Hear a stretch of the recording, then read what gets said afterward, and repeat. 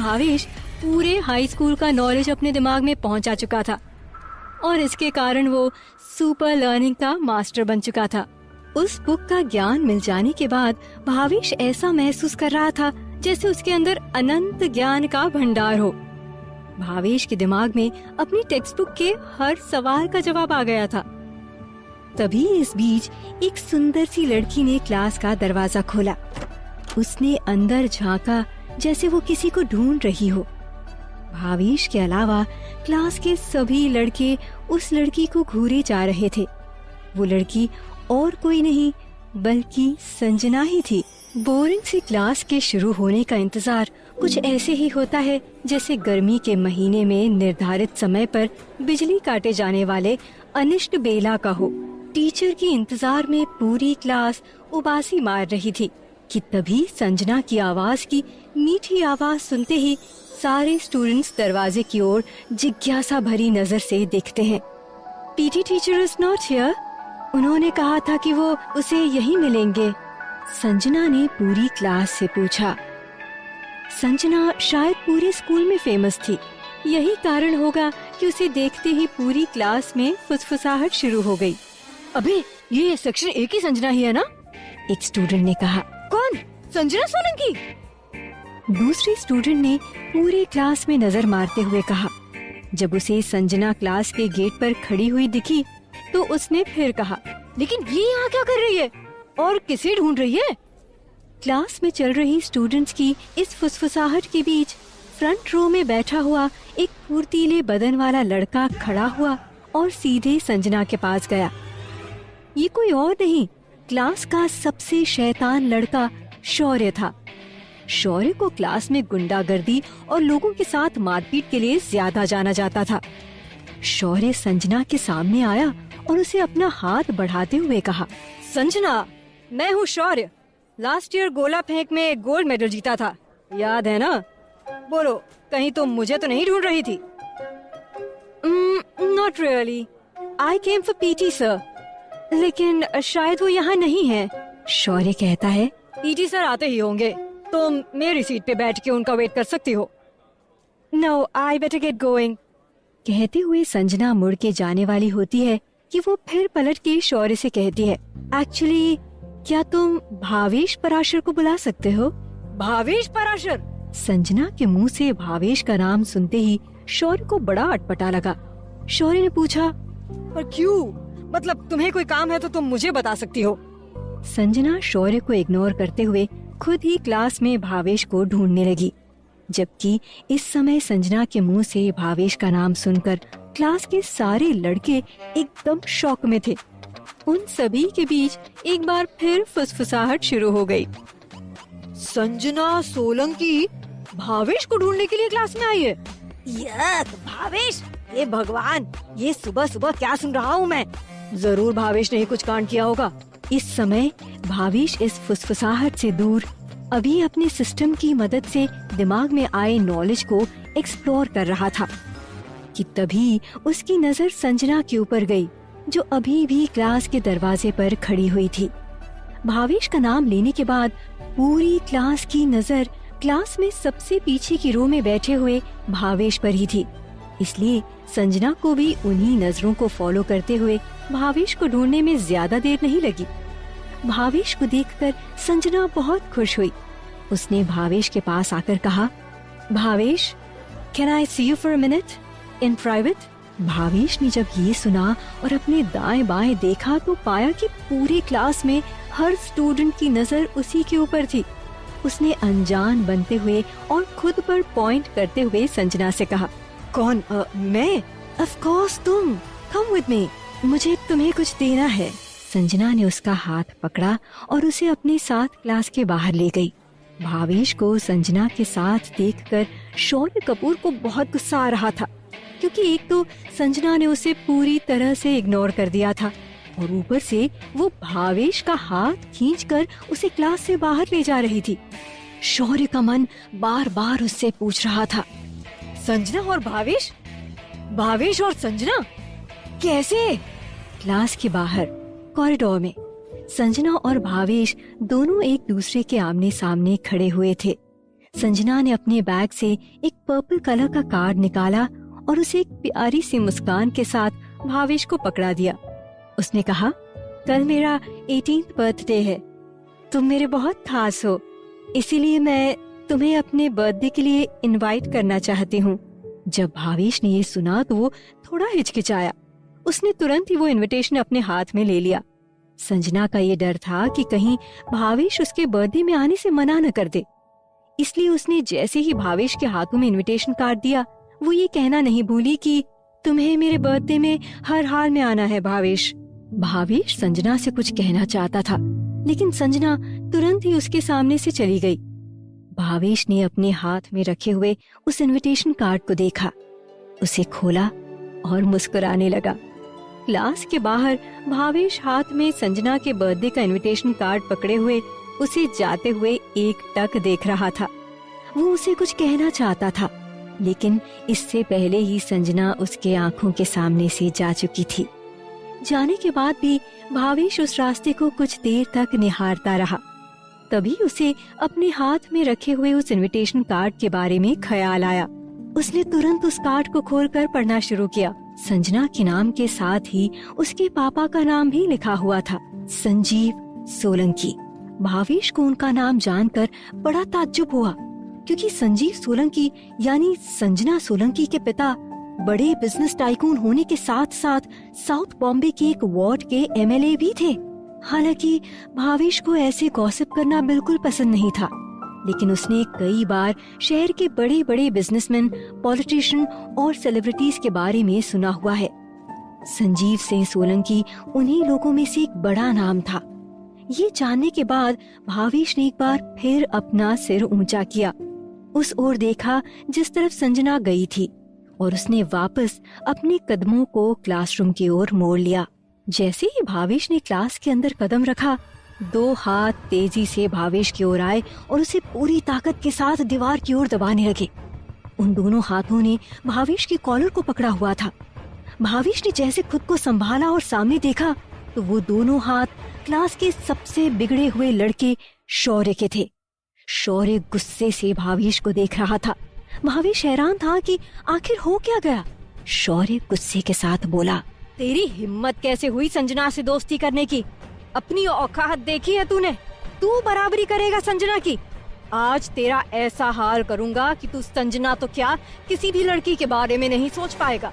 और फिर शौर्य एक हाथ में भावेश की कॉलर टाइट पकड़ता है, दूसरे हाथ से उसको मुक्का मारने ही वाला होता है कि तभी इंग्लिश की टीचर अनंतता मैम क्लास में आ जाती हैं और शौर्य को झगड़ा करते हुए देखती हैं और उसे डांटती हैं।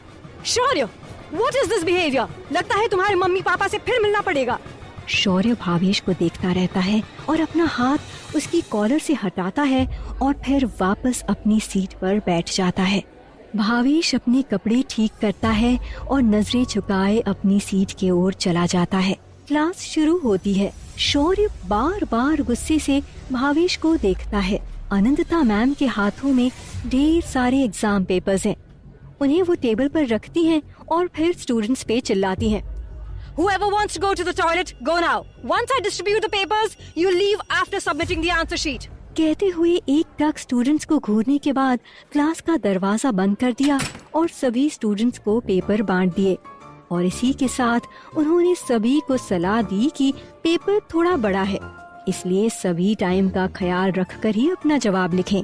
भावेश की नजर जब अपने इंग्लिश पेपर पर पड़ी तो वो इंग्लिश जिसे देखकर कुछ दिन पहले उसे नींद आने लगती थी, वो आज बिल्कुल सिंपल और सरल दिखने लगी। भावेश ने तुरंत ही आंसर शीट पर लिखना शुरू कर दिया। लगभग 20 मिनट में ही भावेश ने अपना पेपर पूरा कर लिया और चुपचाप बैठ गया। शौर्य अभी भी भावेश को बार बार घूर रहा था। उसे शायद कुछ भी नहीं आता था और उसके मन में बस संजना का ख्याल चल रहा था। थोड़ी ही देर में क्लास की बेल बज गई और अनंतता मैम ने सारे पेपर्स कलेक्ट कर लिए। सब क्लास के बाहर जाने लगे।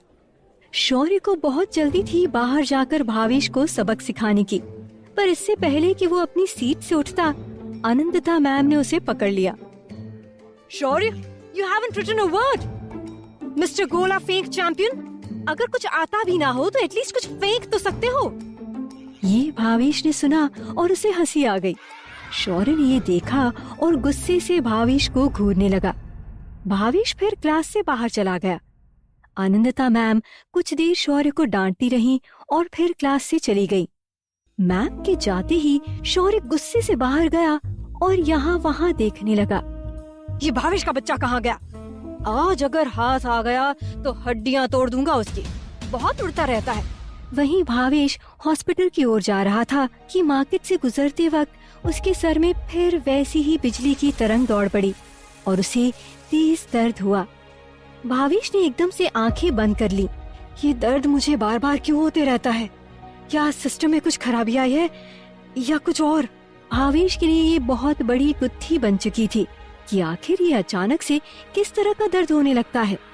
दर्द ठीक होते ही भावेश हॉस्पिटल के लिए निकल जाता है कि तभी उसी मार्केट में एक बड़ी और महंगी सी दिखने वाली साड़ी की दुकान पर एक आदमी अपना चेहरा ढक कर आया है। दुकानदार ने उस आदमी को हैरानी से देखते हुए पूछा, क्या चाहिए? उस आदमी ने दुकानदार से कहा, सबसे महंगी साड़ी दिखाओ। दुकानदार ने उस आदमी के हुलिये पर नजर मारी। वो दिखने में कोई गरीब सा इंसान नजर आ रहा था, इसलिए दुकानदार ने उसे एक सस्ती सी साड़ी दिखाई। साड़ी देखकर उस आदमी ने दुकानदार से पूछा, कितने की है? दुकानदार ने जवाब देते हुए कहा, 500 रुपए की। ये सुनते ही उस आदमी को गुस्सा आ गया और उसने गुस्से भरी लाल आंखों से दुकानदार को देखते हुए कहा, जब महंगी साड़ी दिखाने को बोला तो महंगी साड़ी दिखाने को मांगता है, समझा क्या? पर दुकानदार उसे महंगी साड़ी नहीं दिखाता। आदमी का गुस्सा बढ़ता गया और गुस्से में वही काउंटर पर रखे कंप्यूटर पर उसने हाथ रख दिया और ऐसा करते ही उस कंप्यूटर में एकदम से सर्किट उड़ने की आवाज आई और कंप्यूटर धड़ाम से ब्लास्ट हो गया। दुकानदार और वहाँ काम करने वाले लोग डर के पीछे होने लगे। फिर उस आदमी ने दुकानदार की मोबाइल को छुआ और उसकी स्क्रीन ब्लास्ट हो गई। ऐसा लग रहा था जैसे वो आदमी एक वायरस था जो चीजों को छूते ही उन्हें तबाह कर देता था। उस आदमी ने फिर उस दुकानदार से सख्त आवाज में कहा, सबसे महंगी साड़ी। दुकानदार ने तुरंत डर से सबसे महंगी साड़ी निकाल कर दी और वो आदमी उसे लेकर वहाँ से चला गया। उसके जाने के बाद सब एक दूसरे को हैरानी से देखते रह गए कि अभी अभी यहाँ क्या हुआ। वो आदमी साड़ी लेकर एक सुनसान गली में आया और उसने चेहरे पर बांधा कपड़ा निकाला। ये पुन्नू ही था। पुन्नू उस साड़ी को देखकर खुश हुआ। तभी उसके दिमाग में कंप्यूटर की आवाज आई, टास्क कंप्लीटेड, अब उस टारगेट को खत्म करना है। पुन्नू ने सिस्टम से पूछा, टारगेट? कौन सा टारगेट? और सिस्टम ने जवाब दिया, वो एक 18 साल का लड़का है जिसके पास सुपर सिस्टम का बेसिक वर्जन इंस्टॉल है, लेकिन वो धीरे धीरे अपग्रेड होता जा रहा है। अगर उसे खत्म नहीं किया गया तो वो तुम्हारे सिस्टम को खत्म कर देगा।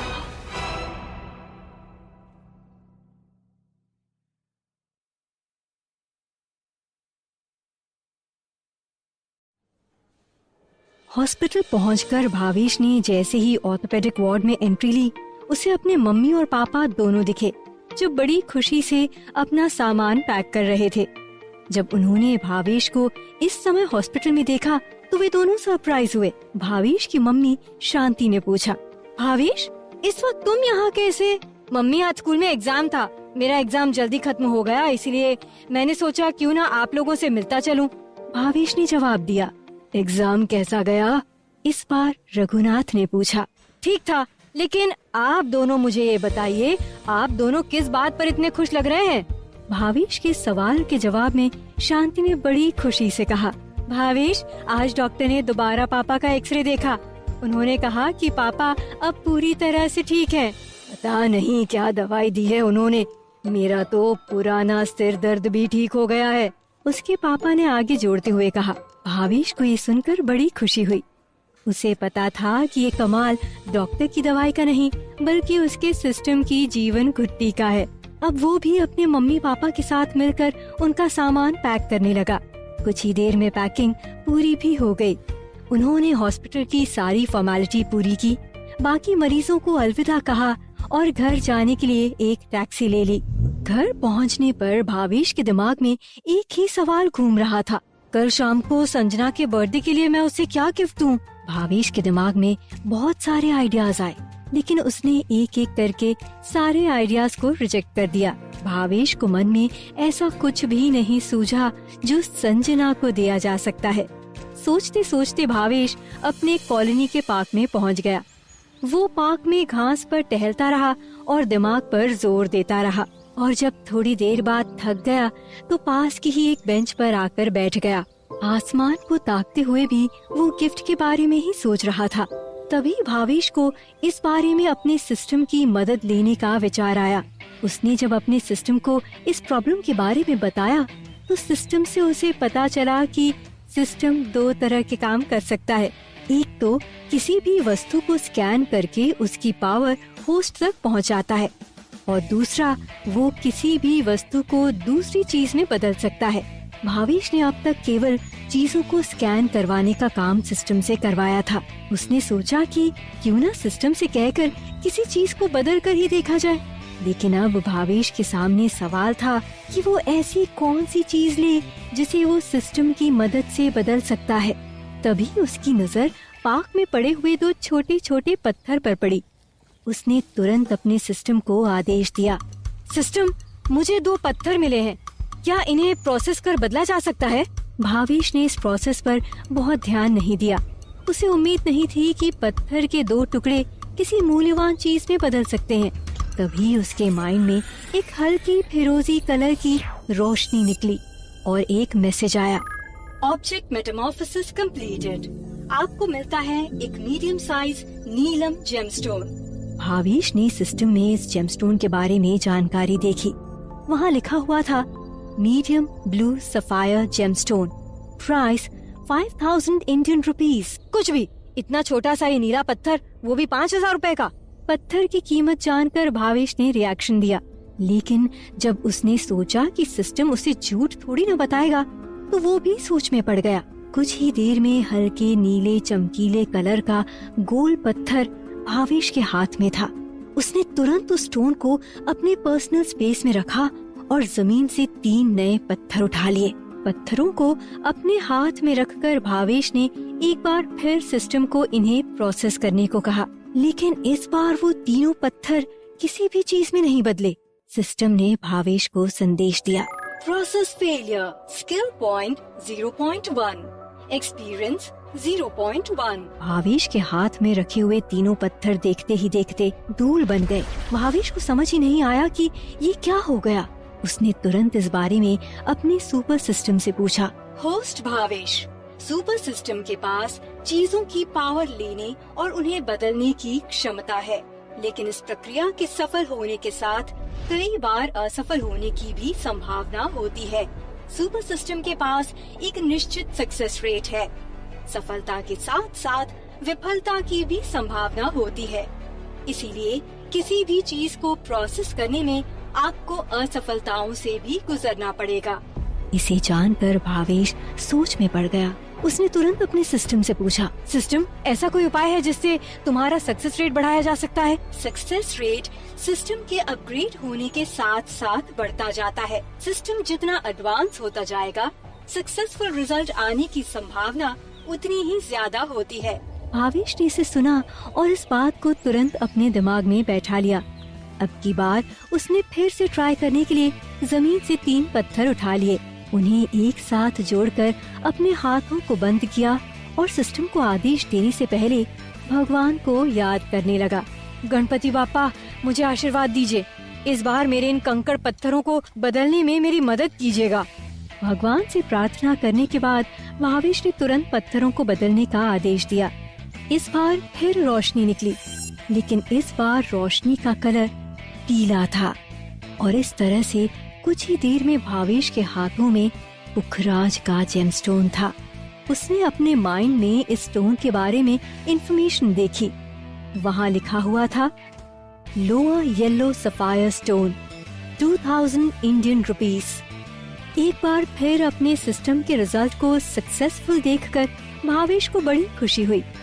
लेकिन हल्के नीले रंग का नीलम और चटक पीले रंग का सुंदर पुखराज भी उसके लिए पर्याप्त नहीं था। भावेश एक बार फिर नई उम्मीद के साथ जमीन पर पत्थर ढूंढने लगा। पत्थर हाथ लगते ही उसने एक बार फिर सिस्टम को इन पत्थरों को बदलने का आदेश दिया, जिसके तुरंत बाद उसे सिस्टम का मैसेज सुनाई दिया। Object Metamorphosis completed. आपको मिलता है माणिक रत्न। इसके साथ ही अब आपके सिस्टम में स्किल पॉइंट 0.7 और एक्सपीरियंस 0.7 जुड़ गए हैं। भावेश ने स्टोन के बारे में सिस्टम में संदेश पढ़ना चाहा। Ruby gemstone 5000 Indian rupees. Bhavesh के हाथों में जहाँ कुछ देर पहले पत्थर रखे हुए थे, अब उसे एक मरून कलर का रूबी जेमस्टोन दिखा।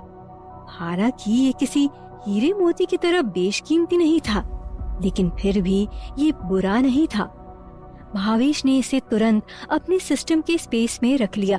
तभी उसे अपने दिमाग में सिस्टम की आवाज सुनाई दी। होस्ट भावेश, आपका सिस्टम एक्सपीरियंस फुल हो गया है। क्या आप इसे अपग्रेड करना चाहेंगे? भावेश ने इन शब्दों को सुना और इसे सुनकर उसे बड़ी खुशी हुई। भावेश के हाँ कहने के साथ ही सिस्टम ने संदेश दिया, सिस्टम के अपग्रेड होने पर बधाई। इसी के साथ अब सिस्टम का सक्सेस रेट बढ़ गया है। भावेश सिस्टम के अपडेट होने के साथ ही अपने सिस्टम के पैनल को देखना चाहता था। उसने सिस्टम को आदेश दिया और तुरंत ही उसके सामने एक बड़ी सी विंडो खुल गई। भावेश ने उस विंडो को ऊपर से नीचे पढ़ना शुरू किया।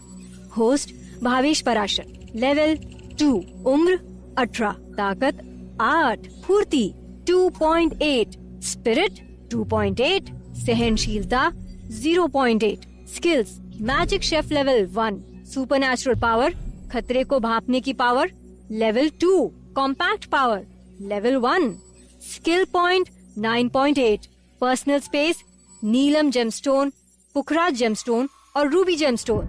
अपने सिस्टम के इस बोर्ड को देखने के बाद भावेश को अपनी मैथ्स, इंग्लिश सहित बाकी सब्जेक्ट्स की नॉलेज स्किल कहीं भी नहीं दिखी। उसने इस बारे में सिस्टम से पूछा, सिस्टम मेरी सारी नॉलेज और बाकी की स्किल्स कहाँ गई?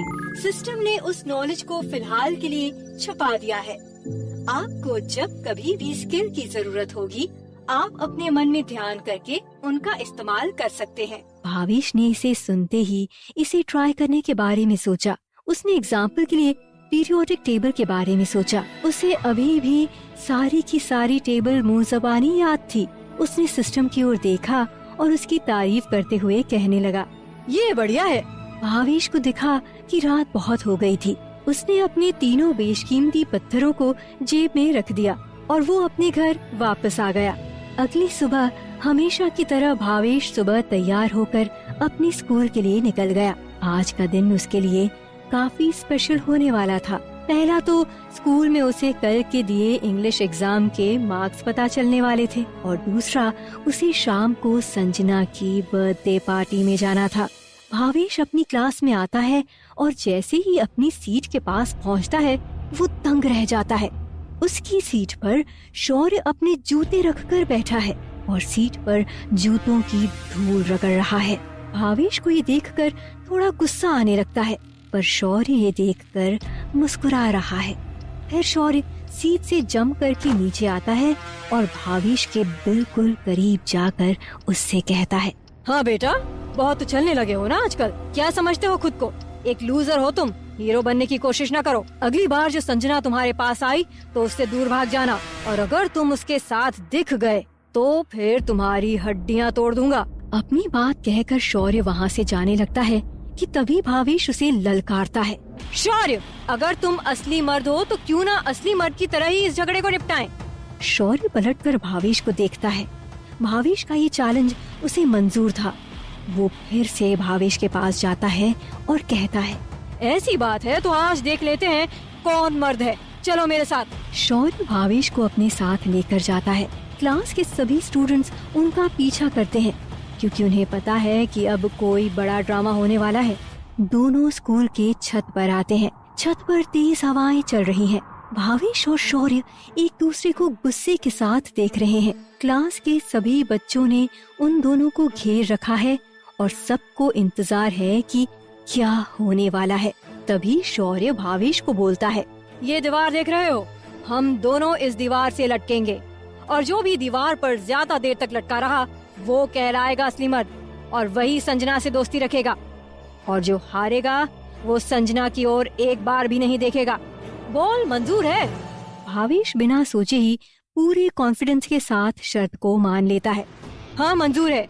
फिर शौर्य क्लास के एक स्टूडेंट की ओर इशारा करता है और उसे बोलता है, ए पिद्दी, जरा अपनी घड़ी निकाल और जैसे ही हम दोनों लटके हमें हर मिनट टाइम बताते रहना, समझा कि नहीं? वो स्टूडेंट डर से हाँ हाँ कहने लगता है। फिर शौर्य और भावेश दीवार की ओर बढ़ते हैं और नीचे देखते हैं।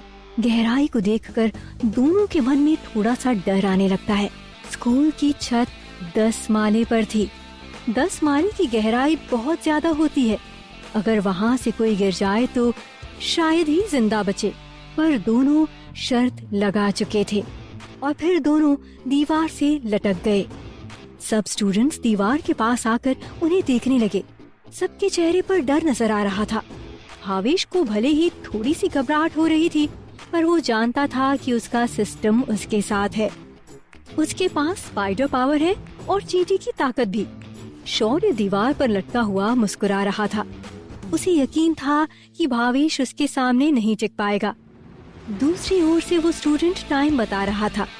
1 मिनट, 2 मिनट, 3 मिनट, 4 मिनट, ऐसे करते करते 8 मिनट तक दोनों लगातार लटके रहे।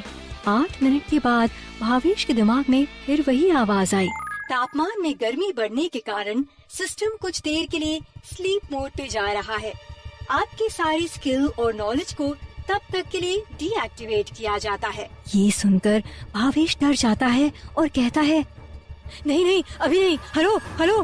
भावेश को देखकर शौर्य हंसने लगता है और कहता है, क्या हुआ, अपने भगवान को याद कर रहे हो? ठीक यही होगा कि तू हार मान ले, वरना 10वें माले से गिरने से जो चोट लगेगी उससे तेरी 12th की एग्जाम तो गई। भावेश मन ही मन सोचता है, बात तो ये सही कह रहा है, एग्जाम देना तो बहुत जरूरी है, लेकिन संजना और उसकी बर्थडे पार्टी का क्या? ये सोचते सोचते भावेश का अचानक हाथ फिसलता है और उसकी जोर की चीख निकल जाती है। सारे स्टूडेंट्स उसको गिरता देख चीखने लगते हैं। अब ये भावेश तो गया काम से। भावेश को नीचे की जमीन दिखने लगती है और एक पल के लिए वो अपनी मौत को आंखें बंद करके स्वीकार कर लेता है। शौर्य की आंखें भी भावेश को गिरता देख बाहर आ जाती हैं और डर के मारे वो अपनी पैंट गीली कर देता है।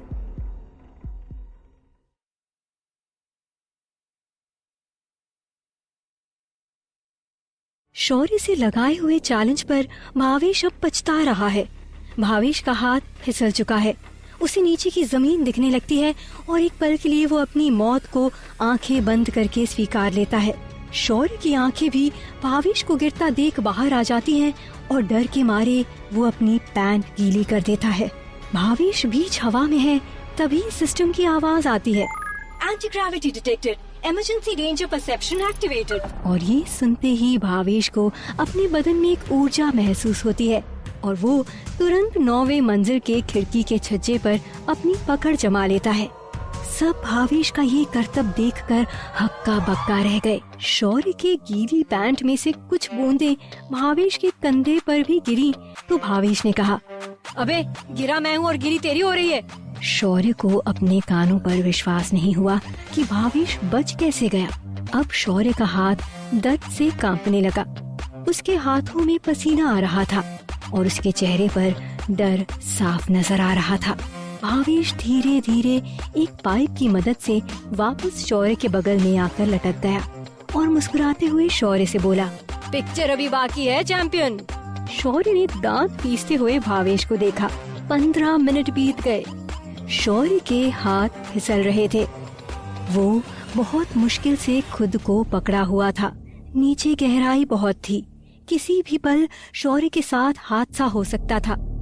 भावेश की नजरें शौर्य पर ही थीं। शौर्य वापस चढ़ना चाहता था, पर उसका स्वाभिमान दांव पर लगा हुआ था। आज अगर वो हार गया तो पूरे क्लास में उसकी कोई इज्जत नहीं करेगा। शौर्य के हाथ बुरी तरह पसीना पसीना हो गए। शौर्य ने किसी तरह खुद को संभाला और जैसे ही शौर्य का एक हाथ फिसला, बाकी के स्टूडेंट्स ये देखकर आपस में बोलने लगे, अब जब भावेश ने खुद को बचा लिया तो शौर्य भी खुद को बचा ही लेगा। यू आर राइट ब्रो, ये गोला फेंक चैंपियन इतनी आसानी से नहीं गिरने वाला। तभी एक लड़की ने कहा, लेकिन ऐसा ना हुआ तो? Guys, this is getting very dangerous. Shaurya अब एक ही हाथ के सहारे लटका हुआ था और वो भी धीरे धीरे फिसल रहा था। भावेश शौर्य के डर को देख रहा था और जैसे ही शौर्य का दूसरा हाथ भी फिसला, वो नीचे जाने लगा। भावेश ने सही वक्त पर शौर्य का हाथ पकड़ लिया और उसे बचा लिया। शौर्य ने भावेश की ओर देखा। भावेश के चेहरे पर कोई डर नहीं था। शौर्य की हालत बहुत खराब थी, आंखों में आंसू थे और चेहरा बुरी तरह डरा हुआ था। भावेश ने पूरी ताकत के साथ शौर्य को ऊपर उठाया और फिर ऊपर चढ़ा दिया और फिर भावेश भी ऊपर चढ़ गया। अब तक वहाँ बाकी स्टूडेंट्स आ चुके थे। भावेश शौर्य को एक नजर देखे जा रहा था। शौर्य की सांस ऊपर नीचे हो रही थी। भावेश एक्सपेक्ट कर रहा था कि शौर्य उससे कम से कम थैंक यू तो बोलेगा, पर तभी क्लास की रिंग बज गई। सारे स्टूडेंट्स शौर्य की मदद करने में लग गए और भावेश बिना कुछ कहे, बिना किसी मदद के वहाँ से चला गया। भावेश ने अपना स्कूल बैग उठाया और फौरन घर के लिए निकल गया। घर पहुँचने से पहले मार्केट से एक छोटा सा गिफ्ट बॉक्स खरीद लिया। घर पहुँचने पर उसने संजना की बर्थडे पार्टी के लिए अपने सबसे पसंदीदा व्हाइट स्पोर्ट्स शूज निकाल लिए। भावेश ने उस पर पड़ी हुई धूल की परत साफ की और अलमारी में रखे हुए नए कपड़ों के साथ उसे पहन लिया। भावेश ने रूबी जेमस्टोन से एक पेंडेंट बना लिया था जो देखने में बहुत सुंदर लग रहा था। भावेश इस पेंडेंट को मार्केट से लाए गिफ्ट बॉक्स में पैक करके सोच रहा था कि ये गिफ्ट संजना को जरूर पसंद आएगा। इसके साथ ही भावेश की इच्छा थी कि बस किसी तरह इस जेमस्टोन पर संजना के पापा और उनके दोस्तों की भी नजर पड़ जाए। अगर ऐसा हो गया तो इस कीमती जेमस्टोन को देखकर उसके लिए भी भविष्य में जेमस्टोन के बिजनेस में आने के दरवाजे खुल जाएंगे। कुछ देर में इन ख्यालों के बीच भावेश ने वॉल क्लॉक पर अपनी नजर मारी तो अब तक उसके घर से निकलने का समय हो चुका था। भावेश ने अपने पेरेंट्स को खबर की और कुछ ही देर में इनविटेशन कार्ड लेकर बर्थडे के वेन्यू पर पहुंच गया। बर्थडे पार्टी का वेन्यू एक बड़ा सा होटल था। भावेश के कपड़ों और जूतों को देखकर उसे होटल की एंट्रेंस पर ही रोक लिया गया। जब भावेश ने अपना इनविटेशन कार्ड दिखाया तब कहीं जाकर उसे अंदर आने की परमिशन दी गई। अंदर आते ही भावेश ने देखा कि होटल 2 भागों में बटा हुआ था। एक तरफ भावेश पराशर की तरह यंगस्टर्स थे और दूसरी ओर कुछ पॉलिटिशियंस के साथ जेमस्टोन और ज्वेलरी इंडस्ट्री के बड़े बड़े नाम थे। पार्टी शुरू होने में अभी टाइम था, लेकिन अभी से पार्टी में ढेर सारे लोग आ चुके थे और लोगों के आने का सिलसिला अभी भी जारी था। भावेश ने चारों ओर नजर घुमाकर देखा। पार्टी में मौजूद जेंट्स सूट बूट में तैयार अपने बड़े बड़े बिजनेस एम्पायर्स के बारे में बात कर रहे थे। वहीं लेडीज भी इवनिंग ड्रेसेस में अपने हाथों में ड्रिंक्स लिए एक दूसरे से खिलखिलाकर बातें कर रही थीं। कुल मिलाकर वहाँ का माहौल बहुत खुशनुमा था। उन सभी को देखते हुए भावेश को अचानक रियलाइज हुआ कि वो पूरी पार्टी में अकेला ऐसा व्यक्ति है जो व्हाइट कलर के स्पोर्ट्स शूज पहने हुए है। हर किसी शख्स की नजर उसके व्हाइट शूज पर ही जा रही थी। अपने इन जूतों के कारण भावेश बहुत अनकंफर्टेबल महसूस कर रहा था, इसलिए उसने तुरंत ही एक कोना पकड़ लिया और वहाँ एक सोफा पकड़कर बैठ गया। जल्द ही 8 बज गए थे। शाम की रौनक भी पार्टी में एंटर कर चुकी थी। पर्पल कलर की ड्रेस और हल्की गोल्डन कलर की लाइट में संजना किसी चमकते हुए सितारे की तरह लग रही थी। संजना के साथ ज्वेलरी किंग संजीव सोलंकी और उनकी वाइफ भी साथ साथ चल रही थी। संजना को देखकर सारी भीड़ उसके आसपास इकट्ठा हो गई। भावेश ने देखा कि संजना के पापा गले में एक मोटी सी सोने की चेन पहने हुए थे। उनके हाथों की उंगलियों में भी ढेर सारी अंगूठियां हैं जिनमें ढेर सारे जेमस्टोन्स जड़े हुए हैं।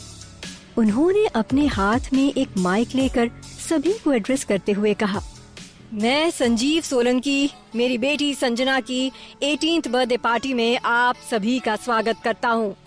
आप सभी इस पार्टी में आए, आप सभी ने इस पार्टी की शोभा बढ़ाई, इसके लिए आप सभी का तहे दिल से शुक्रिया।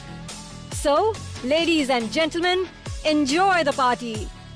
जैसे ही ज्वेलरी किंग संजीव सोलंकी ने अपनी वेलकम स्पीच खत्म की, उन्होंने अपना माइक डीजे के हाथों में दे दिया, जिसने तुरंत ही अपने म्यूजिक सिस्टम से म्यूजिक बजाना शुरू कर दिया और इस तरह से ऑफिशियली पार्टी शुरू हो गई। भावेश कोने में खड़ा हुआ सभी को गौर से देख रहा था।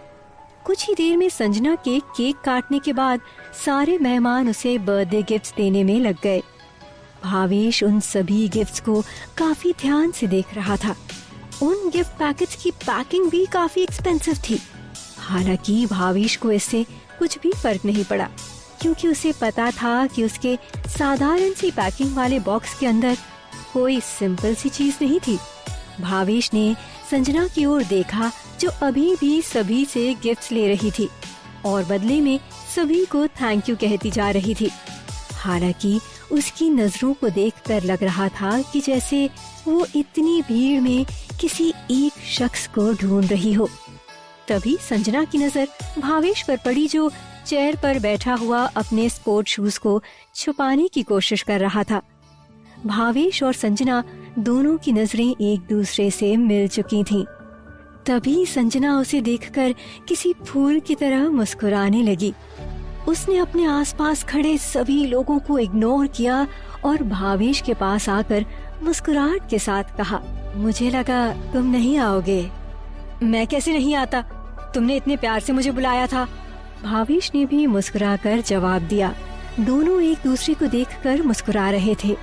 भावेश ने अपना गिफ्ट संजना को दिया और उसे हैप्पी बर्थडे विश किया। संजना ने भी बड़े प्यार से गिफ्ट लेते हुए गिफ्ट के बदले में थैंक यू कहा। संजना ने थोड़े हिचकिचाते हुए भावेश का हाथ पकड़कर कहा, भावेश थैंक यू, तुम अगर उस दिन नहीं होते तो पता नहीं मेरे साथ क्या हो जाता। भावेश इससे पहले कि कुछ कहता, तभी किसी मर्द का हाथ संजना के कंधे पर हाथ रखते हुए बोला, संजू बेबी, तुम्हें क्या लगा था तुम हमसे बचकर निकल जाओगी? संजना जैसे ही मुड़कर उस हाथ के मालिक को देखती है, उसके खिलखिलाते चेहरे की भाव भंगिमा बदल जाती है। एक ओर भावेश पार्टी में व्यस्त था, वहीं दूसरी ओर पन्नू अच्छे से तैयार होकर बाल कटवा कर अपने घर आया और बहुत खुशी के साथ दरवाजा खटखटाया। पन्नू काफी खुश नजर आ रहा था। कुछ पल बाद दरवाजा खुला और पन्नू की मुस्कान और बढ़ गई। सामने उसकी पत्नी विम्मी थी। विम्मी तकरीबन 30 साल की थी। छोटा कद, कोरा रंग, लंबे बाल और बाईं आंख के नीचे एक तिल। विम्मी पन्नू को देखकर तंग रह गई। उसकी आंखें बड़ी हो गई और चेहरे पर परेशानी के भाव नजर आने लगे। पन्नू ने विम्मी को वो चुराई हुई साड़ी गिफ्ट की। ये देखो, मैं तुम्हारे लिए सबसे महंगी वाली साड़ी लाया हूँ। विम्मी कुछ नहीं बोली, बस हैरानी से पन्नू को देखती रह गई, जैसे कि कोई बड़ी मुसीबत उसके सामने आ गई हो। भावेश उस लड़की को देखकर थोड़ा हैरान हुआ। संजना ने उस लड़के के ऊपर खींचते हुए उससे कहा, ओह प्लीज, मैंने कितनी बार बोला है, I am Sanjana, not Sanju baby. तुम मेरे इतने करीब भी नहीं हो कि तुम मुझे संजू कह सको। मैं तो तुम्हें संजू बेबी ही कहूँगा, जैसे संजू बाबा वैसे संजू बेबी। संजना को चिढ़ाते हुए वो लड़का जोर जोर से ठहाके मार कर हंसने लगा। उसे हंसते हुए देखकर संजना ने उससे कहा, ठीक है, मैं भी तुम्हें तुम्हारे दूसरे नाम से ही बुलाऊंगी, अभी म्याऊ म्याऊ। कैसे हो अभी म्याऊ म्याऊ? संजना के मुंह से अभी म्याऊ म्याऊ शब्द सुनकर भावेश हंसने लगा, जो उस लड़की को बिल्कुल भी पसंद नहीं आया। संजना ने भावेश से उस लड़के का परिचय कराते हुए कहा, भावेश, इससे मिलो, ये मेरे डैड के बेस्ट फ्रेंड का बेटा है, अभी म्याऊ म्याऊ, मेरा मतलब अभिमन्यु जोशी। भावेश एक बार फिर उस लड़के के ऊपर हंसने लगा। अभिमन्यु के चेहरे के एक्सप्रेशन साफ बता रहे थे कि भावेश को यूं उसके नाम पर हंसना उसे बिल्कुल भी अच्छा नहीं लग रहा था। भावेश ने उसके इन एक्सप्रेशंस को बहुत जल्दी पढ़ लिया। इसलिए उसने तुरंत ही हंसना बंद कर दिया। अभिमन्यु ने भावेश से चिढ़कर पूछा, Who are you, dude? Bhavesh, My name is Bhavesh Parashar. मैं और संजना एक ही स्कूल में पढ़ते हैं। भावेश ने हिचकिचाते हुए जवाब दिया, तुम संजना के स्कूलमेट हो, मतलब तुम मेरे भी स्कूलमेट हो, लेकिन मैंने तुम्हें कभी स्कूल में तो देखा ही नहीं। भावेश अभिमन्यु के सवाल का जवाब कैसे देता? वो कैसे कहता कि सिस्टम के मिलने से पहले तक वो स्कूल में छुपा छुपा रहता था, किसी से बात नहीं करता था। लेकिन भावेश को ये सब बताने की नौबत ही नहीं पड़ी, क्योंकि अभिमन्यु ने संजना के हाथ में रखा हुआ भावेश का दिया हुआ छोटा सा बॉक्स देख लिया था। अभिमन्यु ने भावेश से उसके गिफ्ट को पॉइंट करते हुए कहा, ये गिफ्ट तुमने दिया है भावेश, तब तो बहुत ही एक्सपेंसिव होगा, क्या हम इसे खोलकर देख सकते हैं? अभिमन्यु को लग रहा था कि संजना उसके सामने से न चली जाए या फिर गिफ्ट खोलने से मना न कर दे, इसलिए उसने जानबूझकर तेज आवाज में कहा, जिससे कि आसपास के सभी लोगों का ध्यान उनकी ओर खींच गया। वे सब उन तीनों के आसपास इकट्ठा हो गए। बिल्कुल इसी समय संजना को भी अभिमन्यु का इरादा पता लग गया था। अभिमन्यु सभी के सामने भावेश का गिफ्ट खोलकर भावेश को नीचा दिखाना चाहता था। संजना भावेश के बैकग्राउंड को बहुत अच्छे से जानती थी। उसे भावेश की फैमिली के बारे में पता था और ये भी वे अच्छे से जानती थी कि भावेश उसे महंगा गिफ्ट नहीं दे सकता है। हालांकि उसे भावेश के गिफ्ट के महंगे होने से बिल्कुल भी फर्क नहीं पड़ता था। उसने डिसाइड कर लिया था कि वो अभिमन्यु को किसी भी हाल में गिफ्ट नहीं खोलने देगी और भावेश के आत्मसम्मान को ठेस नहीं पहुंचाएगी। हालांकि अभिमन्यु बहुत तेज था। संजना कुछ करती उससे पहले ही अभिमन्यु ने उसके हाथ से भावेश का गिफ्ट छीन लिया। अभिमन्यु ने आसपास खड़े हुए बाकी सभी लोगों को भी आवाज दे दी, देखो देखो, भावेश ने संजना को गिफ्ट में क्या दिया है। इसे सुनकर भावेश के आसपास ढेर सारी भीड़ इकट्ठा हो चुकी थी। संजना को समझ नहीं आ रहा था कि वो इस समय क्या करे, जबकि भावेश पर अभिमन्यु की इस हरकत का कोई असर नहीं हुआ। वो बाहर से बिल्कुल शांत और संयमित था, पर अंदर से उसका मन खुशी के मारे झूम रहा था। वो चाहता था कि उसके गिफ्ट के लिए पार्टी में मौजूद लोगों की अटेंशन मिले, इसीलिए वे मन ही मन अभिमन्यु को इस हरकत के लिए थैंक्स कह रहा था। तो वहीं अभिमन्यु का दिमाग अभी भी भावेश को नीचा दिखाने में ही लगा हुआ था। इसी उद्देश्य से उसने सभी के बीच भावेश से कहा, भावेश, आई थिंक हर कोई तुम्हारे गिफ्ट को देखना चाहता है। तुम्हें कोई दिक्कत तो नहीं होगी अगर हम गिफ्ट को खोलकर देख सके? भावेश अभिमन्यु को सुनकर मुस्कुराने लगा। उसने अभिमन्यु से कहा, अरे ये कोई खजाना नहीं है, एक छोटी सी चीज है, लेकिन अगर आप सभी को इसे देखने का मन है तो मैं चाहता हूँ कि संजना खुद मेरा गिफ्ट खोले। भावेश के कहने पर संजना अब और भी ज्यादा कठिन स्थिति में थी। उसके पास अब गिफ्ट खोलने के अलावा और कोई ऑप्शन भी नहीं था। संजना ने भावेश को देखकर धीमे स्वर में सॉरी कहा और अभिमन्यु के हाथ से भावेश का गिफ्ट वापस ले लिया। संजना धीरे धीरे कर उस गिफ्ट की रिबन्स को निकालने लगी। भावेश से ज्यादा घबराहट उसे हो रही थी। अब वहाँ मौजूद हर किसी की नजर उस गिफ्ट बॉक्स के ऊपर जम गई थी और संजना ने जब गिफ्ट खोला तो सबकी आंखें हक्का बक्का रह गई।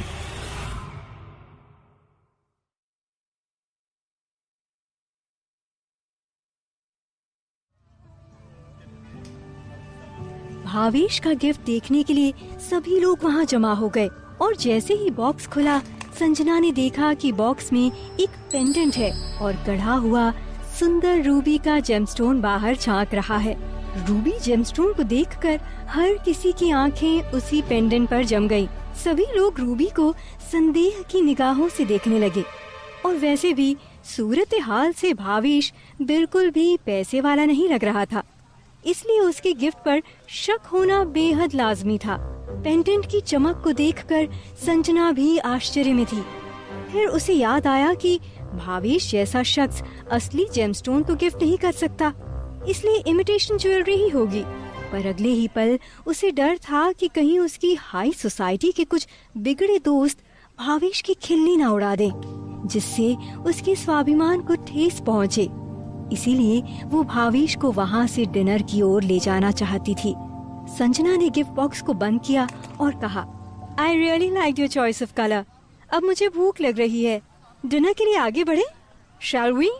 लेकिन अभिमन्यु को भावेश को नीचा दिखाने का बहुत बढ़िया अवसर मिल गया था। उसने सोचा कि भावेश की खिल्ली उड़ाई जाए तो संजना का भी मजाक बनेगा। उसने भावेश से पूछा, भावेश तुम जानते हो ना, संजना ज्वेलरी किंग संजीव सोलंकी की बेटी है। वो इमिटेशन ज्वेलरी पहनेगी तो कितनी बदनामी होगी।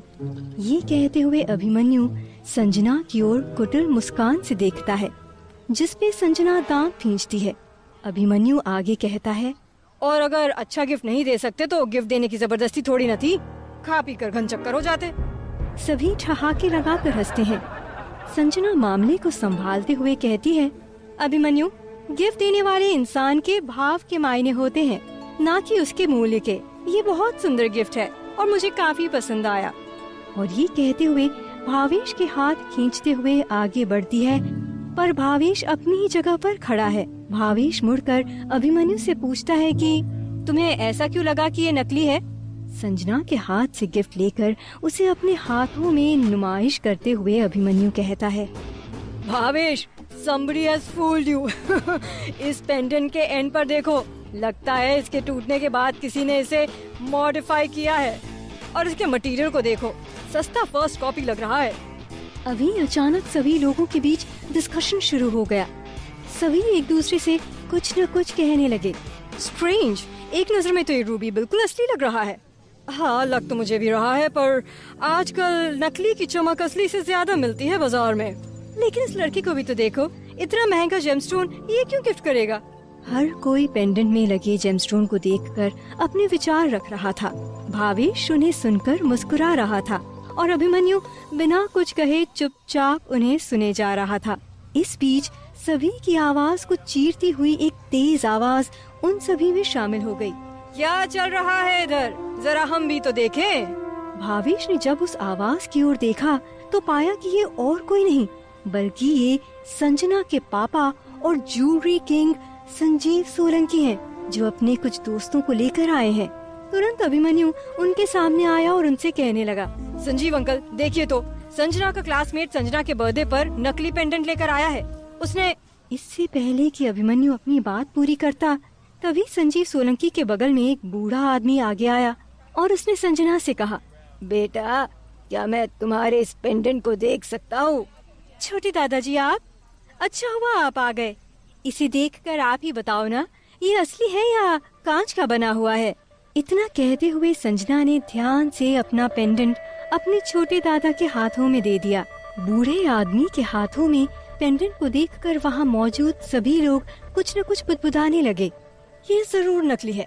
I knew it the moment I saw it। थोड़ा रुको, मुझे तो ये रूबी ही लग रहा है। इस बुढ़ऊ को जरूर पता होगा कि असली है या नकली। भावेश सभी को देखकर खुद आश्चर्य में था। उसे पता था कि संजना के पापा ज्वेलरी किंग कहे जाते हैं और पार्टी में आए सभी लोग भी इसी बिजनेस के बड़े बड़े दिग्गज हैं। वो सभी खुद व्यापार करते हैं, इसलिए उनके पास पेंडेंट में लगे जेमस्टोन के बारे में नॉलेज होना बहुत लाजमी है। लेकिन इधर जब अभिमन्यु ने उन सभी को सुना तो उसके चेहरे का रंग बदल गया। उसने मन ही मन बुदबुदाया, कांच का नहीं है तो हो सकता है कि क्रिस्टल क्राफ्ट का हो, पर होगा तो नकली ही।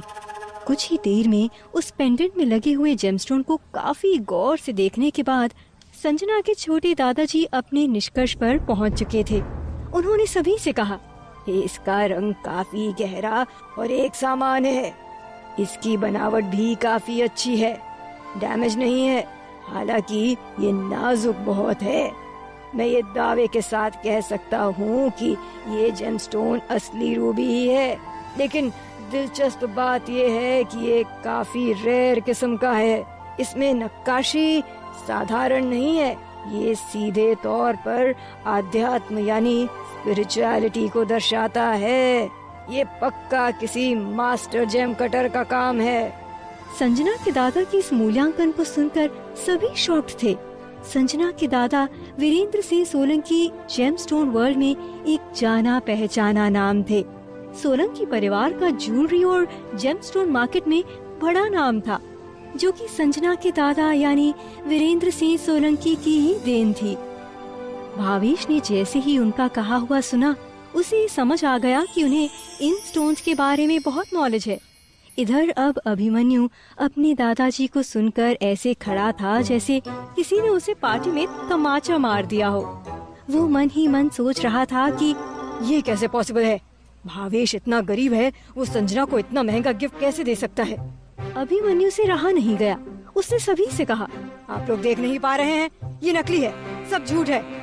इसे सुनकर ज्वेलरी किंग संजीव सोलंकी से रहा नहीं गया। अभिमन्यु को सुनकर उन्हें बड़ा गुस्सा आया। उन्होंने अभिमन्यु को समझाते हुए कड़े शब्दों में कहा, माय डियर बॉय, दादाजी कभी गलत नहीं हो सकते, अंडरस्टैंड। अभिमन्यु उनकी आवाज के सामने सहम गया और अपनी गलती मानने लगा। नहीं, मेरा मतलब ये नहीं था, मैं तो बस। अभिमन्यु आगे कुछ कहता, उसके दादा ने फिर सभी से कहा, ये पेंडेंट जरूर ही किसी मास्टर जेम कटर के पास से आया है, इसका क्रिस्टल भी टॉप क्वालिटी का है। ऐसे जेमस्टोन आजकल कभी कभार ही देखने को मिलते हैं। मेरे ख्याल से इसकी कीमत जरूर लाखों में होगी। और जरा इसका इंटरफेस तो देखो, अगर इसके जैसा ही कोई दूसरा जेमस्टोन का पीस अगर स्वान पक्षी के रूप में हो तो इसकी कीमत कई गुना बढ़ जाती। जैसे ही दादा ने कहना खत्म किया, वहाँ मौजूद हर एक शख्स हैरत में आ गया। मैं उस मास्टर जेम कटर से मिलना चाहता हूँ जिसने इस कीमती जेमस्टोन का गढ़ा है, संजना के दादा ने फिर कहा और उसे बेमन से पेंडेंट वापस कर दिया। इधर भावेश मन ही मन अपने सिस्टम के बारे में सोच रहा था। ये सिस्टम तो वाकई बहुत पावरफुल है, इसके एक छोटे से बदलाव में भी इतनी पावर है। अपने सिस्टम से भावेश बहुत खुश था, क्योंकि इसके कारण उसे ढेर सारी दौलत पाने का एक जरिया मिल गया था चुके थे और इस पेंडेंट की कीमत को पहचान रहे थे। मास्टर और व्यापार के बारे में सुनकर वे भी खुश हो गए और उन्होंने कहा, ठीक है, मैं वादा करता हूँ कि तुम्हारे मास्टर का बनाया हुआ ये नया पेंडेंट मैं अपने ही ब्रांड से बेचूंगा और केवल 10% की लागत लूंगा। हालांकि संजीव सोलंकी को पता भी नहीं था कि मास्टर असलियत में है भी या नहीं, लेकिन इस बात से उन्हें कोई फर्क नहीं पड़ रहा था। इस डील से भावेश को ढेर सारे बेनिफिट्स मिलने वाले थे, इसलिए भावेश ने उनका धन्यवाद करते हुए कहा, 10% ठीक है, मैं मेरे मास्टर की ओर से आपका धन्यवाद करता हूँ। संजना के पापा ने भावेश से कहा, मेरे साथ बाहर आओ, तुमसे थोड़ी और जरूरी बातें भी करनी है। ठीक है सर। सर नहीं, तुम संजना के क्लासमेट हो, तुम मुझे अंकल कह सकते हो, संजीव सोलंकी ने भावेश को टोकते हुए कहा। जैसा आप कहें संजीव अंकल, भावेश ने भी एक बार आत्मीयता से कहा। इधर बाकी सभी लोग शॉक में थे, क्योंकि भावेश और संजीव तुरंत ही व्यापार करने के लिए मान गए थे। दोनों के बाहर जाते ही वो सभी आपस में बातें करने लगे। सिर्फ 10%? ज्वेलरी किंग ने केवल 10% मांगा, शायद इसलिए सभी उन्हें ज्वेलरी किंग कहते हैं। Don't judge a book by its cover. मुझे तो अभी भी विश्वास नहीं हो रहा कि वो पेंडेंट किसी मास्टर के पास से आया है। इस समय भावेश, संजना और संजना के पापा संजीव सोलंकी बिजनेस के बारे में बात कर रहे थे कि तभी एक मेहमान ने उन्हें पीछे से आवाज देकर टोक दिया। यंग मैन, क्या तुम मुझे कुछ बता सकते हो? मैं तुम्हारे वो मास्टर जेम कटर से मिलना चाहता हूँ। भावेश इसे सुनते ही थोड़ा हिचकिचाया। देखिए, मेरे मास्टर का कोई ऐसा ठिकाना नहीं है, वो खुद मेरे पास आते हैं, मैं तो खुद चाहकर उन्हें नहीं मिल पाता हूँ। मास्टर के बारे में भावेश ने अपने मन में कहानी बना ली थी ताकि उसे इस पेंडेंट के बारे में ज्यादा कुछ न बताना पड़े। यंग मैन, अगर कभी तुम्हारे मास्टर कोई नई चीज लेकर आए तो मुझे उनके बारे में जरूर बताना। भावेश ने उनकी बातों पर केवल हाँ में अपना सिर हिला दिया। इस समय तक भावेश पूरी पार्टी का सेंटर ऑफ अट्रैक्शन बन गया था और अभिमन्यु को सभी भूल चुके थे। अभिमन्यु इस वक्त सभी से दूर खड़ा हुआ था। वो गुस्से में मुंह बनाए हुए सभी मेहमानों से घिरे हुए भावेश को देख रहा था, जबकि उस पर किसी का भी ध्यान नहीं था। इसलिए वो दबे पांव पार्टी से भी बाहर चला गया। इस बर्थडे पार्टी में भावेश ने अपने पास रखे हुए तीनों जेमस्टोन्स निकाल लिए जो सिस्टम ने मॉडिफाई किए हुए थे। वो तीनों जेमस्टोन लगे हाथ वहाँ मौजूद लोगों के बीच लाखों और करोड़ों रुपए में बिक गए। भावेश ऑन द स्पॉट करोड़पति बन चुका था। इसके साथ ही भावेश के लिए अपर सोसाइटी में प्रवेश करने के दरवाजे खुल गए थे। इतने सारे पैसों के साथ भावेश अब कुछ ही देर में अपने घर लौटने के लिए निकल पड़ा। भावेश इस वक्त उत्साह, चिंता, घबराहट, सभी तरह की भावनाएं एक साथ महसूस कर रहा था। भावेश के पास इस वक्त करीब 2 करोड़ रुपए थे। उसने कभी भी नहीं सोचा था कि उसके पास एक दिन कभी इतने पैसे भी आएंगे। घर पहुंचते ही दरवाजे के सामने खड़े होकर उसने अपनी इस एक्साइटमेंट को कम किया, 2-3 लंबी सांसें ली और खुद को नॉर्मल किया।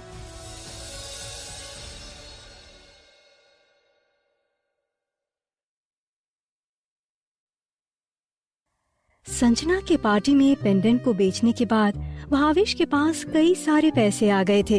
भावेश ने सोचा, अभी तो सिर्फ 2 करोड़ रुपए हैं, फ्यूचर में मैं इससे भी 1000 गुना नहीं 10,000 गुना पैसे कमाऊंगा।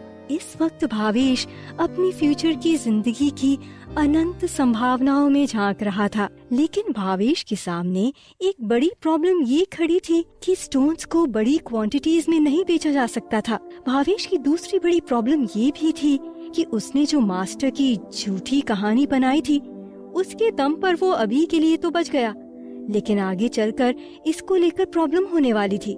इससे निपटने के लिए भावेश को जल्दी से जल्दी और सुपर सिस्टम के लिए स्ट्रॉन्ग होना था, क्योंकि वो स्ट्रॉन्ग होकर ही इन प्रॉब्लम से निपट सकता था। संजना की बर्थडे पार्टी से लाखों रुपए कमाने के बाद भावेश अपने घर वापस आ चुका था और अपने बेड पर लेटे हुए उसके दिमाग में कई सारे विचार चल रहे थे। अब मेरे पास लाखों रुपए आ गए हैं, अब टाइम आ गया है मेरे पूरे परिवार को सारी सुख सुविधाओं के साथ रहने का। पर मैं अपने घर वालों को इन पैसों के बारे में बताऊं कैसे? और संजना की पार्टी में जो मास्टर जेम कटर वाली कहानी, उसका भी तो कुछ सोचना है। भावेश इस बारे में सोचता ही रहा था कि न जाने कब उसकी नींद लग गई। दूसरी सुबह आसमां में नया सूरज आया और उसी के साथ भावेश की नींद भी खुल गई। वो अपनी आँखों को मलते हुए अपने कमरे से बाहर आया और देखा कि मम्मी और पापा दोनों सामान पैक करके कहीं जाने की तैयारी कर रहे हैं। कुछ देर उन्हें ऐसे ही सामान पैक करते हुए देखकर भावेश समझ गया आज से उसके मम्मी पापा वापस अपनी फास्ट फूड की रेहड़ी लगाने जा रहे हैं। भावेश ने थोड़ा और इधर उधर अपनी नजरों को घुमाया और देखा कि उसकी बहन चिंकी सुबह सवेरे से तैयार होकर अपनी पढ़ाई कर रही है। रघुनाथ ने जब से जीवन घुट्टी पी थी तब से ही उनके बॉडी में ढेर सारे चेंजेस आ गए थे। वो पहले से ज्यादा फुर्तीले हो गए थे। उनके चेहरे की झुर्रियां गायब हो गई थीं और उनके सफेद पड़ चुके बाल भी अब वापस काले हो चुके थे। तभी उसका ध्यान उसकी मम्मी की पीठ पर गया, जो ज्यादा सामान उठाने के कारण अक्सर दर्द करती थी। इसलिए पापा के सामने अपने मम्मी के पीठ दर्द को देखकर भावेश ने मन में सोचा, लगता है सिस्टम से कहकर कुछ जीवन घुट्टी मम्मी के लिए भी बनानी पड़ेगी। भावेश ने आगे आकर दोनों को स्माइल दी, जिसके जवाब में मम्मी और पापा दोनों ने एक साथ कहा, भावेश उठ गए बेटा। एक समय पर एक साथ बोलने पर मम्मी पापा दोनों एक दूसरे पर हंसने लगे। मम्मी ने हंसते हुए ही कहा, पापा बिल्कुल ठीक हैं, तो हमने सोचा कि क्यों ना फिर से स्टॉल लगाना शुरू कर दें। भावेश चुपचाप ही उन दोनों को देखता रहा। वो नहीं चाहता था कि उसके पास करोड़ों रुपए आ जाने के बाद भी उसके मम्मी और पापा इतनी मेहनत करें। लेकिन भावेश कैसे बताए कि उसे इतने लाखों रुपए मिले कैसे? कुछ देर बाद जब वो दोनों सारा सामान पैक करके जाने लगे, भावेश ने उन्हें रोकते हुए कहा, मम्मी पापा आप दोनों को इतनी मेहनत करने की जरूरत नहीं है, मेरे पास बहुत सारे पैसे हैं। भावेश के मम्मी और पापा दोनों ने जैसे ही ये सुना, उन्होंने हंसते हुए जोर के ठहाके लगाए। बुद्धू कितने पैसे हैं तेरे पास? 100 रुपये? 200 रुपये? मम्मी ने भावेश से हंसते हुए कहा। लेकिन भावेश ने उन्हें एक बार और समझाने की कोशिश की, मम्मी मेरे पास सच में बहुत सारे पैसे हैं, मेरे पास 2 करोड़ रुपए हैं। इसे सुनकर शांति सीरियस हो गई और भावेश के पास आकर माथे पर अपना हाथ रखकर उसका ताप चेक करने लगी। बुखार तो नहीं लग रहा है, तो फिर ये बकवास क्यों कर रहे हो? मम्मी मैं सच कह रहा हूँ, भावेश ने कहा। अच्छा ठीक है बाबा, अगर तुम्हारे पास सच में 2 करोड़ रुपए हैं तो उन्हें संभाल कर रखो, आगे चलकर तुम्हारी शादी में काम आएंगे। इस बार रघुनाथ ने कहा। शांति ने भी उनका साथ देते हुए आगे कहा, हाँ सही है ना, आजकल वैसे भी शादी करना बहुत महंगा हो गया है। शादी करने से पहले लड़की वाले लड़के की गाड़ी, बंगला, प्रॉपर्टी देखते हैं, फिर शादी का खर्चा होता है और बाद में भविष्य सुरक्षित करने के लिए भी पैसा लगेगा। जिंदगी में बहुत सारे खर्च आने हैं बेटा, इसलिए फिलहाल तो ये 2 करोड़ तुम संभाल कर रख लो। मम्मी कितना बोलने लगी हो। मम्मी की बातों को सुनकर भावेश का ये रिएक्शन था। अब तक अपने मम्मी और पापा की बातों को सुनकर भावेश को ये समझ आ गया था कि उन्हें कुछ बताने से कोई फायदा नहीं है, इसीलिए भावेश ने आगे कुछ नहीं कहा। वो मम्मी और पापा दोनों को स्टॉल का सामान ले जाते हुए देखता रहा। अब भावेश की बहन चिंकी भावेश की बातों पर बहुत ध्यान दे रही थी, इसलिए मम्मी पापा के जाते ही उसने अपने भाई से कहा, भैया तुम अभी तक सो ही रहे हो क्या, या फिर दिन में कौन बनेगा करोड़पति के सपने देख रहे हो? 2 करोड़ रुपए? अगर तुम्हारे 2 करोड़ रुपए हैं तो फिर मेरे पास 3 करोड़ रुपए हैं। 3 करोड़? 3 करोड़ सुनते ही भावेश चिंकी को घूरने लगा और उसने पूछा, किधर है बताओ। चिंकी ने अपनी कॉपी से एक पेज फाड़ा और उस पे कुछ लिखने लगी। चिंकी ने वो कागज भावेश के हाथों में पकड़ा दिया, जिसमें 3 करोड़ का एक नकली चेक बना हुआ था। भावेश को देखकर चिंकी अपना पेट पकड़कर हंसने लगी। इस मजाक के बाद भावेश ने हमेशा की तरह अपनी बहन को इग्नोर किया और वापस अपने कमरे में आकर कुछ सोचने लगा। मैं अपने पैसों से पहले एक कार खरीदूं या फिर एक बड़ा सा घर खरीदूं? बेशक भावेश के दिमाग में ये सवाल था, क्योंकि वो मम्मी के कहे अनुसार अपनी शादी के लिए तो पैसे नहीं बचा कर रख सकता था। भावेश कार और घर के बारे में सोच ही रहा था कि उसे याद आया कि उसने जेमस्टोन बेचकर मिले हुए चेक को बैंक में डिपॉजिट नहीं किया था।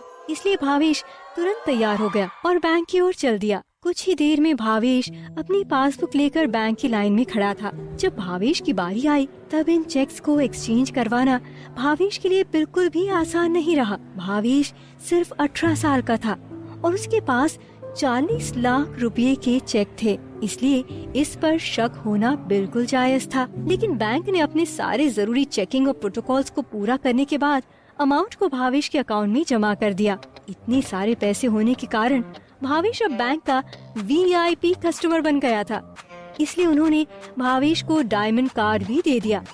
इस कार्ड के जरिए भावेश एक बार में ही ढेर सारे पैसों का ट्रांजैक्शन कर सकता था। 40 लाख बैंक में जमा होते ही बैंक के स्टाफ ने उसे कई स्कीमों के बारे में बताया, लेकिन भावेश ने उन सभी पर ध्यान नहीं दिया। अपना काम खत्म होते ही वो कुछ ही देर में बैंक से बाहर आ गया। बाहर आते ही भावेश के सामने एक ऑटो रुकी और उस ऑटो में से पन्नू बाहर आया। भावेश को फिर वैसा ही सर दर्द शुरू हो गया जो पहले 2 बार पन्नू के आसपास होने पर हुआ था। भावेश ने अपना सर पकड़ लिया। पन्नू भावेश की ओर बढ़ने लगा। भावेश ने अपने सिस्टम से पूछा, सिस्टम क्या हो रहा है मुझे? तुम हर बार चुप क्यों हो जाते हो? भावेश ने इस बार आंख बंद कर ली। उसे बहुत तेज दर्द हो रहा था। पिछली 2 बार के मुकाबले ज्यादा ही दर्द था। पन्नू एक एक कदम बढ़ाते हुए भावेश की ओर बढ़ा। कुछ पल बाद पन्नू भावेश के सामने आया और उसने अपना हाथ उठाया और भावेश के कंधे पर रखा। पन्नू ने पूछा, तुम ठीक हो ना? भावेश ने अपनी आंखें खोलकर पन्नू को देखा और हाँ में सर हिलाते हुए कहा, हाँ मैं ठीक हूँ। पन्नू ने भावेश को अपनी बोतल से पानी पिलाया और फिर पन्नू वहाँ से बैंक के अंदर चला गया और इधर भावेश ने सामने खड़ी हुई एक AC कूल कैब ले ली। पन्नू से दूर जाते ही भावेश का दर्द एकदम से ठीक हो गया और उसने अपने आप से कहा, अब समय है घर देखने का। इधर भावेश के वहाँ से जाते ही बैंक के अंदर से लोग चिल्लाते हुए बाहर आने लगे, बचाओ बचाओ बचाओ बचाओ, चोर चोर चोर। लोग तेजी से बाहर को भागने लगे। अंदर पन्नू अपना चेहरा बांधे हुए था और उसने बैंक के सारे सिस्टम को खराब कर दिया था। बैंक के अंदर सारे गार्ड्स की बंदूकें हवा में थी और बैंक के स्टाफ की ओर पॉइंट किए हुए थी, जैसे कि किसी अदृश्य भूत ने उन्हें पकड़ा हो। पर ये सब पन्नू की पावर थी, मैग्नेटिक पावर, लोहे की चीजों को अपने काबू में करने की पावर। पन्नू ने कुछ ही पल में बैंक लूट ली और वहाँ से चला गया। ना किसी कैमरे में उसकी फोटो आई और ना किसी मोबाइल में, क्योंकि आसपास के सारे इलेक्ट्रॉनिक डिवाइस में पन्नू ने वायरस डाल दिया था। पन्नू कुछ भी बर्बाद कर सकता था। पन्नू के जाने के बाद पुलिस आई, पर कोई फायदा नहीं हुआ, कोई सुराग नहीं मिला। बस सब उन्हें कहानियाँ सुनाते रह गए कि क्या हुआ। पुलिस के लिए ये सब मानना बहुत मुश्किल था। कुछ ही देर में भावेश की टैक्सी एक बड़े से कॉम्प्लेक्स के सामने आके रुकी, जिस पर लिखा हुआ था रेनबो प्रॉपर्टी डीलर्स। भावेश जैसे ही कॉम्प्लेक्स के अंदर आया, वो वहाँ के इंटीरियर डिजाइन, डेकोरेशन और महंगे फर्नीचर को देखता ही रह गया। अंदर जगह काफी बड़ी थी, लेकिन लोग बहुत कम थे। उन लोगों में से भी ज्यादातर सेल्स पर्सन थे, जिन्हें उनकी यूनिफॉर्म से पहचाना जा सकता था। अंदर आते ही भावेश रिसेप्शन पर गया, जहाँ प्रॉपर्टी दिखाने के लिए ढेर सारे सेल्स पर्सन थे। लेकिन भावेश के हुलिये को देखकर किसी ने भी उसके पास जाना सही नहीं समझा। भावेश ने खुद रिसेप्शन पर बैठी हुई रिसेप्शनिस्ट से कहा, मैम मुझे घर खरीदना है। रिसेप्शनिस्ट ही सवाल सुनते ही भावेश को ऊपर से नीचे देखने लगी। भावेश की हुलिये के साथ साथ उसकी कम उम्र को देखकर रिसेप्शनिस्ट ने उसकी किसी भी एक्सपीरियंस सेल्स गर्ल को नहीं बुलाया।